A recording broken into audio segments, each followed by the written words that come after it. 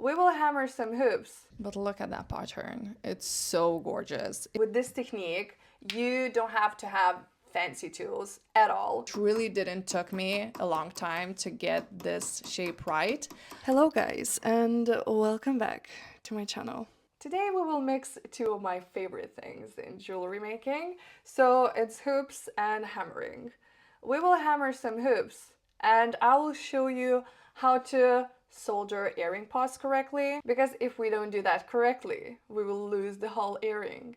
So we don't want that. We need a step-by-step instructions how to make it happen. So that's what I'm here for. Hoop earrings are always a classic, and that teardrop shape as well. You can get very creative about it, and I do really get creative about it. We will be doing and hammering those hoops by hand, and I will show you my technique, how I'm doing that. Well, I have a lot of techniques, but this one is one of my favorites. These hoops are a simple project. If you want to get started to hammer things out, if you want to get to know with hammering and get to know how to make the shape happen, because forming round shapes, it's where you want to start with your hammering. With this technique, you don't have to have fancy tools at all. We will be using just the wooden block. It has to be soft though, and a hammer, because we need a hammerhead like this. I will use a fancy mandrel as well, because I have it, and why not to use it? I bought it just to, because I love to make hoops. When I didn't have that mandrel, I was using just punches, because I always made hoops. And I will insert clip how I was doing the same thing on punches like this. We're not fussing with soldering that much today. We're just like putting everything in place and using very, very tiny amount of solder. And yeah, we will see how it goes. And let's get started. And we're starting everything with a clean sheet because we're putting pattern on. It has to be kind of perfectly clean. And then you can put your pattern on and have a very beautiful impression. That's why we need that clean.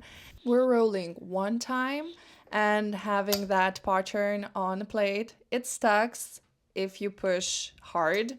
I did push hard. I'm like maybe even too hard. But when I need a pattern on, my head is working just for that.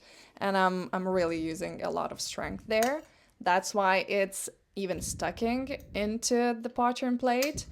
But look at that pattern. It's so gorgeous. It reminds me of snakeskin a bit, and that looks very cool to me. Now we're cutting the shape of the earrings that we will be hammering out. The shape is the most important step in making these hoops, because from the shape you will get that result when you will be hammering. Usually when you're hammering something, pattern is a good thing to have on your sheet because it keeps a bit of that structure going. So it feels a bit like invisible mesh with this kind of pattern. And sawing out sheet with the pattern is a bit tricky because your saw gets stuck sometimes. And just don't do anything. Basically just relax all of the sheet, all the hand that holding the saw, and it will solve itself. You can move on with sawing. Filing gives beautiful edges, and we want that because when we will be hammering and making the shape going, it will be harder to make that shape right again, and we don't want any sharp places or corners, so keep everything rounded basically. And here we are annealing silver again because it gets hardened from putting pattern on, and annealing in a hammering process is your best friend. Now we're hammering a wooden block and we're creating a round shape for our hoop to be hammered out on that soft wooden block. It takes a bit time to get the shape going, even though the wood is kind of soft, but it takes some time. So don't be frustrated if it's not like going in that quickly. I would suggest use pine wood. Maybe you have some other options. I don't know, just try it out, but I'm working on that. And I'm using 14mm hammerhead. As you can see, when we are actually punching, the hammerhead doesn't move that much, so it's always like hitting the same spot, but we are moving with our hoop, so the ways you will move, it will shape itself like this. You can create a very beautiful band. As you can see, it really didn't took me a long time to get this shape right. And by the way, we are working on 0.5 thickness of the metal because it's enough for the hoops. It has to be not very heavy, so it's kind of perfect thickness of the metal to work on, especially when we're hammering. If we're not hammering, that might be too thin in some cases, so when hammering, 0.5 is perfect. We're annealing those hoops again because we want to perfect that edge even more. If you feel that the metal hardened enough and the piece is not shaping anymore, I would suggest anneal more in a process when you're working on a wood as well. And now we are finishing that beautiful edge and correcting the shape on a round surface. I have to mention that hammers is kind of crucial thing in hammering, which is like obvious, but we're keeping the pattern on and we're keeping kind of the same thickness of the metal just because we are working strategically by choosing hammer heads we're working with. So the shaping process on wood itself, wood is soft, nothing will happen with the pattern because it will just hug that metal and let that metal to glide in. We're working with silicone head when we're going on a metal surface where we were correcting the shape of the hoop.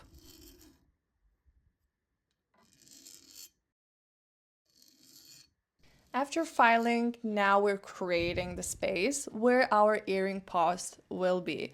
So I'm just taking parallel pliers here. Take what you have. You just need to bend it straight.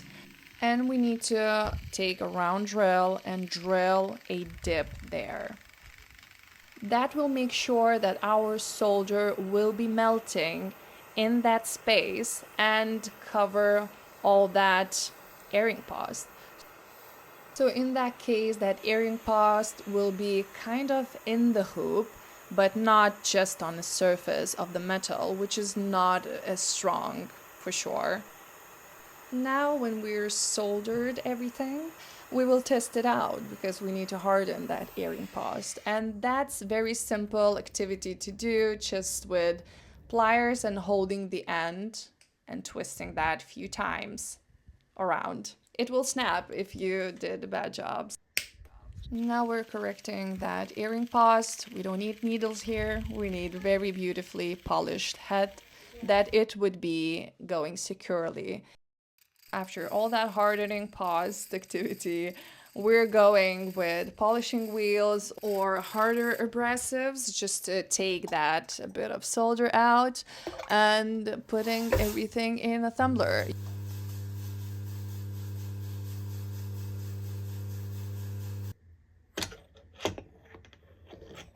After a few hours there, we are revealing our hoops, which is looking stunning.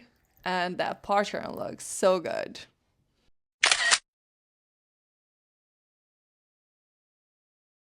Finally, we finished our project. And as always, I hope you find it useful or learn something new out of it. Maybe it's just like idea popped in your head from looking at this video. That would be enough for me as well. And yeah, I hope you like it. And I will see you in my next one.